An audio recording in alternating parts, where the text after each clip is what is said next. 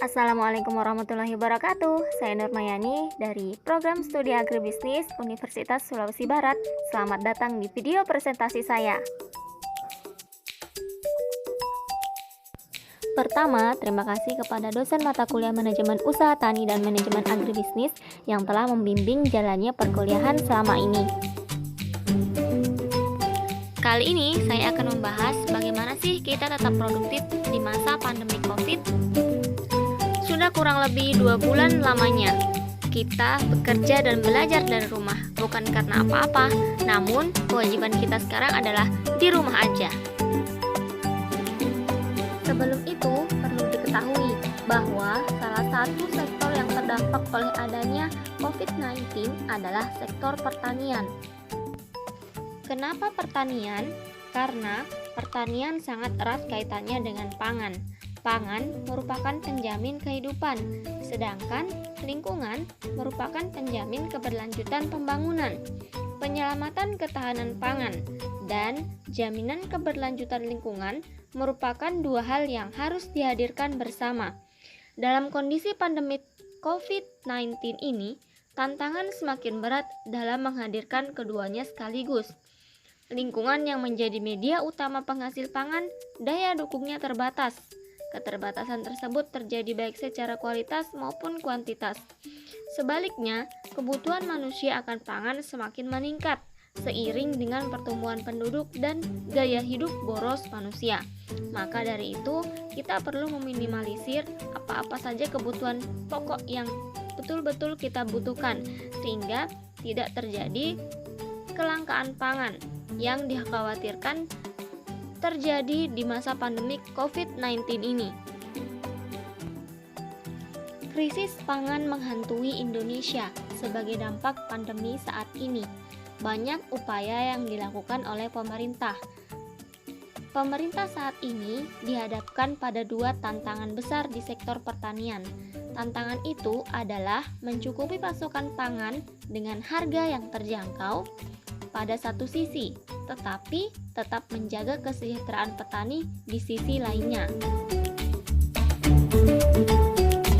Lalu, bagaimana cara kita agar ketahanan pangan tetap terus terjaga, di mana proses produksi dan distribusinya terbatas, sedangkan konsumsi terus berlanjut? Caranya, salah satunya dengan memanfaatkan pekarangan rumah yang ada. Selain itu, menanam di pekarangan rumah bisa menjadi alternatif kegiatan di masa pandemi COVID seperti ini. Pengoptimalisasian pemanfaatan ruangan pekarangan bisa menjadi solusi mewujudkan ketahanan pangan berskala rumah tangga pada masa pandemi COVID seperti ini. Areal pekarangan yang kita ubah menjadi lahan pertanian nantinya akan melahirkan kemandirian dan ketahanan pangan. Ketahanan pangan sendiri adalah kondisi terpenuhinya pangan bagi negara sampai dengan perseorangan yang tercermin dari tersedianya pangan yang cukup, baik jumlah maupun mutunya, aman, beragam, bergizi, merata, dan terjangkau. Lalu, kenapa harus diubah menjadi lahan pertanian? Karena pertanian merupakan sektor penting di masa pandemi COVID seperti ini. Menanam di pekarangan rumah dapat menjamin ketersediaan pangan keluarga. Kemudian, kita bisa menjamin kualitasnya. Kenapa? Karena ketika kita membeli sayur-sayuran dari supermarket dan pasar, belum tentu bahwa sayur-sayuran tersebut bebas oleh pestisida kimia pada saat produksi maupun perpanjangan masa simpan. Kemudian, dari hasil budidaya sendiri, kita tahu apa yang sudah kita lakukan terhadap tanaman tersebut. Tentunya kita bisa lebih memilih tanaman-tanaman organik dibudidayakan di pekarangan kita. Dengan menanam di pekarangan rumah, kita tidak perlu jauh-jauh ke pasar untuk membeli sayur-sayuran, yang tentunya kita bisa menghemat biaya pengeluaran.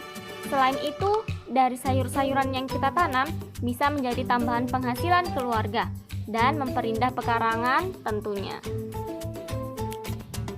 Sebenarnya, Budidaya di pekarangan rumah sudah menjadi tren saat ini, baik itu budidaya secara konvensional maupun secara modern. Adapun sayuran-sayuran yang dibudidayakan mulai dari sayuran daun, sayuran buah, sampai tanaman obat keluarga. Untuk mulai menanam di pekarangan rumah, sebaiknya kita melihat bagaimana sih luas lahan yang akan kita tanami, dan dari situ kita bisa memilih sistem budidaya yang seperti apa yang akan kita terapkan. Jika lahan kita cukup luas, kita bisa membudidayakan tanaman alternatif beras seperti ubi jalar, kentang, singkong, atau jagung. Namun, jika pekarangan kita cukup sempit, maka kita bisa memilih budidaya menggunakan pot atau polybag. Bahkan kita bisa menerapkan budidaya vertikultur, hidroponik, aquaponik, bahkan seperti budidamber yang sedang tren saat ini, yaitu budidaya sayuran dalam ember. Tentunya beberapa sistem budidaya yang telah saya sebutkan tadi mempunyai kekurangan dan kelebihan. Tergantung bagaimana kita menyesuaikannya dengan keadaan lingkungan. Berikut beberapa contoh tanaman yang sudah saya budidayakan di pekarangan rumah. Semoga bisa menginspirasi. Tanaman tersebut antara lain ada mentimun, ada timun suri yang masih berumur belum cukup 1 bulan, kemudian ada pula melon, dan sawi, kangkung, kacang panjang. Nah, untuk mulai menanam di pekarangan rumah, kita mulai dengan memilih jenis tanaman yang cocok dibudidayakan di pekarangan kita. Kali ini, saya memilih tanaman sawi yang akan dibudidayakan dengan menggunakan plastik atau polybag. Baiknya lebih mengutamakan menggunakan sampah bekas minyak, bekas deterjen, atau bekas popok dewasa seperti yang saya gunakan untuk menanam melon di pekarangan saya ini. Selain menghemat biaya, tujuannya adalah kita mengurangi sampah plastik yang ada. Jika tidak ada sampah plastik yang bisa digunakan sebagai tempat untuk menanam, maka baru kita bisa menggunakan polybag.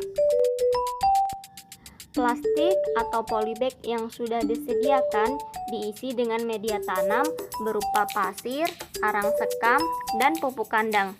Pupuk kandang ini bisa dari kotoran hewan seperti sapi, ayam, ataupun kambing. Selain plastik, polybag, dan media tanam, tentunya kita harus mempersediakan terlebih dahulu sarana produksi yang akan kita gunakan dalam usaha tani sawi ini, seperti bahan dan alat yang akan digunakan untuk proses budidaya, pupuk dan pestisida apa yang akan digunakan. Nah, di sini pupuk dan pestisida yang akan kita gunakan adalah pupuk dan pestisida organik. Sebisa mungkin untuk menghindari penggunaan pestisida kimia agar kita tetap bisa menjaga kehidupan mikroorganisme di dalam tanah. Selain itu, kita akan makan sayur-sayuran yang bebas pestisida dan bahan kimia lainnya. Pupuk dan pestisida kimia akan diganti dengan pupuk organik seperti dari sisa-sisa sampah rumah tangga yang nantinya dijadikan kompos atau pupuk organik cair. Selain limbah sayuran, limbah rumah tangga lainnya seperti air sisa cucian beras dapat digunakan untuk menyiram tanaman di pagi dan sore hari, karena air beras mengandung beberapa bakteri antagonis yang bisa melawan bakteri patogen jahat seperti hama kutu-kutuan. Tak ayal, daun yang selalu diaplikasikan dengan air cucian beras sebagai pupuk cair hayatinya cenderung sehat dan subur karena terhindar dari hama kutu-kutu daun. Selain air cucian beras, bahan dapur seperti micin dapat digunakan untuk memupuk tanaman. Kandungan senyawa nitrogen dalam micin berguna untuk merangsang pertumbuhan daun, cabang, dan batang pada tanaman.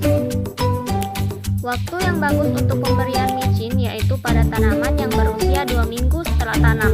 Karena jika sudah berbuah baru dipupuk dengan menggunakan micin, maka akan berpengaruh pada rasa buah. Rasa buah menjadi sedikit gurih dan kurang segar.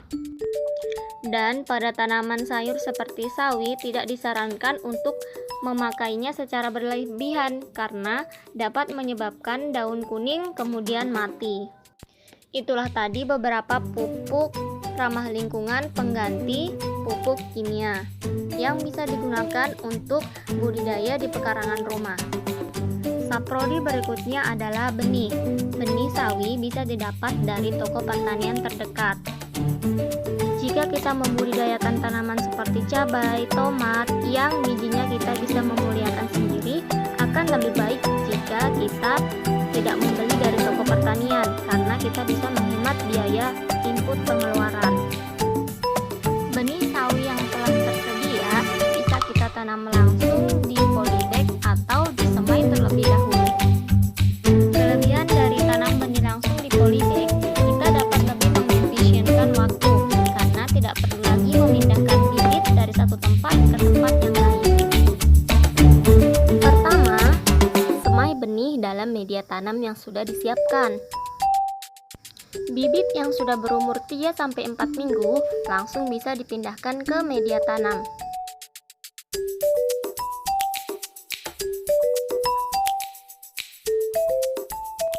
Terus jaga kelembaban tanah dengan menyiram di pagi dan sore hari. Lakukan penyiangan terus-menerus agar tidak ada gulma yang tumbuh sebagai sumber patogen tanaman sawi. Dalam hal pemanenan, penting sekali diperhatikan umur panen dan cara panennya. Umur panen paling lama pada tanaman sawi adalah 70 hari, paling pendek umur 40 hari. Terlebih dahulu melihat fisik tanaman, seperti warna, bentuk, dan ukuran daun. Cara panen sawi ada 2 macam. Pertama, mencabut seluruh tanaman beserta akar-akarnya. Kemudian, cara kedua dengan memotong bagian pangkal batang yang berada di atas tanah dengan pisau. Selanjutnya adalah pasca panen sawi. Pertama, lakukan pencucian dan pembuangan kotoran. Kedua, lakukan sortasi. Ketiga, lakukan grading. Keempat, penyimpanan. Kelima, pengolahan. Sortasi dan grading adalah 2 hal yang berbeda. Sortasi adalah pemisahan sawi dari bahan-bahan yang tidak diinginkan seperti kerikil dan lain-lain. Sedangkan grading adalah pengkelasan berdasarkan mutu, seperti mutu warna, bentuk, dan berat. Pengolahan pasca panen yang benar memungkinkan tanaman sawi sampai kepada konsumen masih dalam kondisi yang segar. Sifat sayuran sawi yang mudah rusak perlu diperhatikan bagaimana proses penyimpanannya. Agar tujuan dari proses pasca panen yaitu bagaimana sayuran tetap terjaga hingga sampai ke konsumen dapat tercapai. Subsistem yang terakhir adalah subsistem penentu bagaimana keberhasilan usaha tani yang telah kita lakukan dari awal. Jika subsistem hulu, on farm, panen dan pasca panen sudah tercapai dengan baik, namun jika subsistem pemasarannya buruk, maka sistem usaha tani yang kita jalankan dapat dinilai gagal. Karena itulah subsistem pemasaran disebut juga dengan subsistem penentu keberhasilan. Strategi pemasaran yang bisa diterapkan untuk memasarkan hasil tanaman sawi ini adalah marketing mix. Di sini kita menerapkan 4P yang bisa mengatur jalannya pemasaran kita. Pertama ada price, product, place, dan promotion. Dari segi harga, kita menetapkan harga sawi yang sesuai dengan harga di pasaran. Dari segi produk, pastikan produk kita bernilai di mata konsumen. Artinya, sayuran sawi yang kita jual memiliki nilai tambah seperti dari segi kemasan, sehingga dari nilai tambah tersebut produk kita dapat berdaya saing di masyarakat. Dari segi distribusi yang baik tidak menggunakan rantai pasok yang terlalu panjang. Karena rantai pasok yang terlalu panjang akan membuat harga sayur semakin tinggi sampai ke tangan konsumen, karena sudah melalui beberapa pengepul yang telah mengambil keuntungan. Dan mulai lakukan promosi ke tetangga dan media sosial, karena saat pandemi COVID seperti ini, banyak konsumen yang lebih memilih belanja daring atau online. Sekian, terima kasih telah menyaksikan video presentasi saya. Sampai jumpa di video berikutnya. Thank you. Wassalamualaikum warahmatullahi wabarakatuh.